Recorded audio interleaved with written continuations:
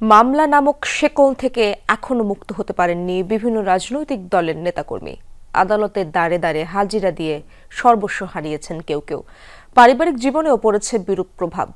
Public prosecutor জানিয়েছেন, কিছু মামলা আইনি প্রক্রিয়ায় আর কয়েকটি রাষ্ট্রীয় সিদ্ধান্তে প্রত্যাহার করা হচ্ছে। প্রাণ সসের মাখামাখি টেস্ট নুডলসকে করে তোলে আরো ইয়ামি আরো জোস। প্রাণ সসের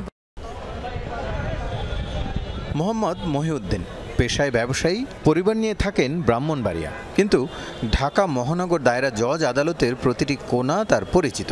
গেল 10 বছর ধরে নিয়মিত আসা যাওয়া আদালত চত্বরে। মামলায় অভিযোগ, রাষ্ট্রের বিরুদ্ধে ষড়যন্ত্র করেছেন, যদিও তার দাবি মূল অপরাধ রাজনৈতিক পরিচয়। পুলিশ বলছে, মামলা আয়ু বলছে, তাদের কেমন মামলা দিব, যাদের তারা জামিন না পাস, লক্ষ লক্ষ টাকা নষ্ট হইল, মান সম্মানগুলো, কর্মক্ষেত্র নষ্ট হইল। এখন আমাদের রাস্তায় দাঁড়ানোর মতো অবস্থানে। জানালেন, এজন্য জেলেও যেতে হয়েছে একবার, সহ্য করতে হয়েছে রিমান্ডের নামে অমানবিক নির্যাতন। 12 দিন রিমান্ডে নেওয়া হয়েছে, অকথ্য নির্যাতন করা হয়েছে, ইলেকট্রিক শর্ট দেওয়া হয়েছে, আমাদেরকে মিথ্যা স্বীকারোক্তি আদায়ের জন্য অনেক নির্যাতন করা হয়েছে। রাজনৈতিক প্রতিপক্ষকে ঘায়েল করতে এই প্রশাসনিক অস্ত্রের ব্যবহার পুরনো। আওয়ামী লীগের প্রতিপক্ষ হিসেবে যারাই মাঠে ছিলেন, গেল 15 বছরে তারা তা হারে হারে টের পেয়েছেন। 326টা মামলা নিয়ে আমি গ্রেপ্তার হয়েছি। 18 সালে আমি 6 মাস 22 দিন জেল খেটেছি। হত্যা মামলা আমাকে 1 নম্বর আসামি করছে। সেই মামলায় এখন আমাকে কোর্টে যেতে হয়। ঈদের আগে আমি 22 তারিখে কোর্টে গেছি, আবার আজকেও আমার কোর্ট ছিল।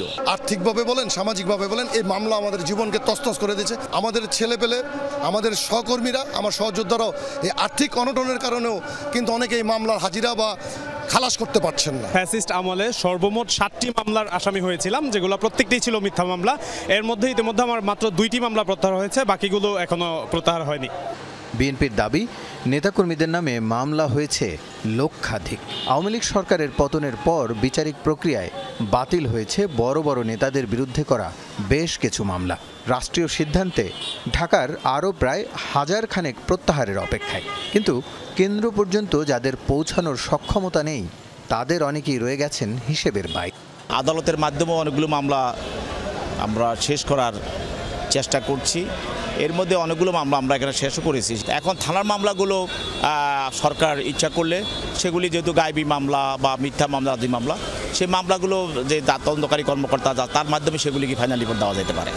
পট পরিবর্তন হলেও রাজনৈতিক এই অস্ত্রের ব্যবহার বন্ধ হয়নি। অভিযোগ রয়েছে, এবার রাজনৈতিক হামলার শিকার আওয়ামী লীগ নেতাকর্মীরা। তাই সাধারণ মানুষের দাবি, প্রতিহিংসা নয়, বন্ধ হোক মিথ্যা মামলার হয়রানি, তৈরি হোক আইনের শাসনের দৃষ্টান্ত। রাসেল আহমেদ, যমুনা নিউজ, ঢাকা।